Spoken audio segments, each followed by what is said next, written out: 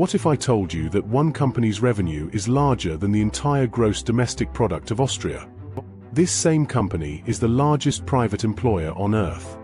It has more employees than the active-duty militaries of the United States, China, and Russia combined. This isn't a nation-state. It isn't a futuristic tech conglomerate or a massive oil cartel. It's a retail store that started in a single building, in a small town in Arkansas. The company is Walmart. Its global empire was built on one deceptively simple promise: everyday low prices.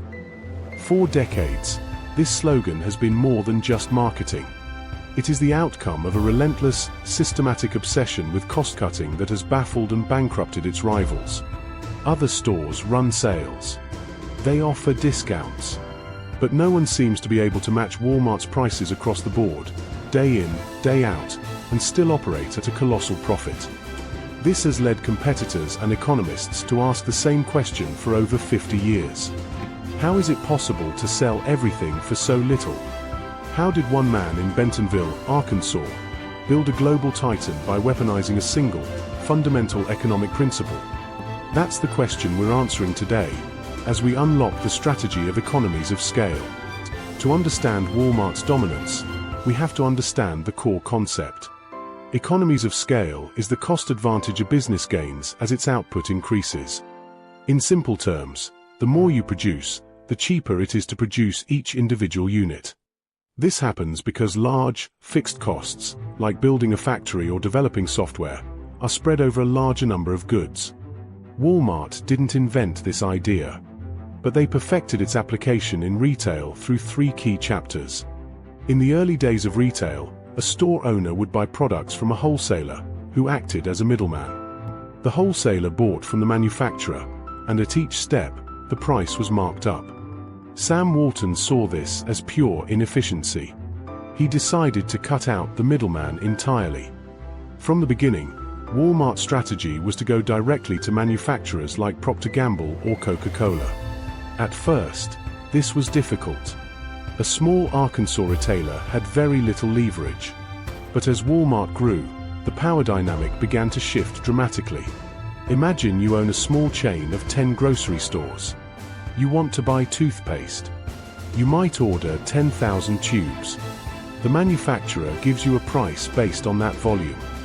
Now, imagine you are Walmart. You aren't ordering 10,000 tubes. You are ordering 10 million. At that scale, you are no longer just a customer. You become the single most important client for that manufacturer. You can not only ask for a lower price, you can demand it. This is the first and most obvious economy of scale: bulk purchasing. The sheer volume of Walmart's orders allows them to negotiate prices that are simply impossible for smaller competitors to obtain. Manufacturers can run their factories more efficiently, dedicating entire production lines just to fulfill Walmart's orders. This lowers their costs, and Walmart ensures those savings are passed on. This raw purchasing power creates a brutal competitive advantage. If a competitor is buying a can of soup for 80 cents, Walmart might be getting it for 60 cents. The competitor simply cannot win on price without losing money. Getting products cheap was only half the battle. The other half was getting them to the stores efficiently. In the mid-20th century, logistics were expensive. A truck might deliver goods to one store, then drive half empty to another town. Warehouses were costly to maintain. Sam Walton's genius was in recognizing that logistics were not a cost center, but a strategic weapon. He pioneered the hub-and-spoke distribution model for retail. Instead of shipping directly to each store, manufacturers would ship in massive quantities to one of Walmart's enormous, centralized distribution centers. These hubs were strategically placed so that they could service a cluster of 150 to 200 stores, all within a single day's drive. Every day, a fleet of Walmart-owned trucks, one of the largest in the nation, would leave these hubs, fully loaded with a mix of goods precisely ordered by each store. They would make their deliveries and often pick up goods from local suppliers on the way back to the hub, a process called backhauling. This ensured trucks were never driving empty. This system was a game changer. It drastically cut transportation costs. It reduced the amount of inventory each store had to hold, freeing up capital. And it meant shelves were restocked faster than any competitor. While rivals were waiting on unpredictable shipments from dozens of different suppliers, Walmart stores were getting a reliable, daily flow of low-cost goods from their own distribution center. This is an operational economy of scale. The larger their network of stores became, the more efficient and cost-effective their logistics network became. As Walmart grew into a sprawling empire, it faced a new problem: managing complexity. How do you track billions of items across thousands of stores in multiple countries? The answer was technology. Walmart became one of the first retailers to computerize its entire supply chain. In the 1980s, they invested in a private satellite network to link every store directly to headquarters in Bentonville. This was unheard of at the time. It gave managers a real-time view of what was selling and where. They aggressively adopted the universal barcode, allowing for instant tracking of every item from the distribution center to the checkout counter. This fire hose of data culminated in the creation of their legendary information system, known as Retail Link. This system gave not only Walmart managers, but also their suppliers, direct access to sales data.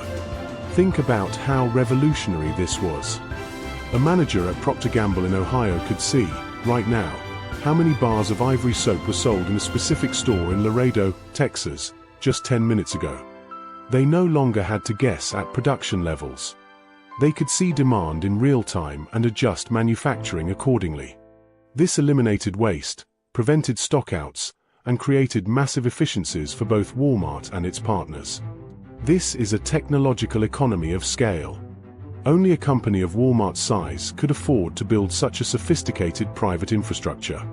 This technology wasn't just a tool, it was a deep competitive moat that smaller rivals simply could not cross.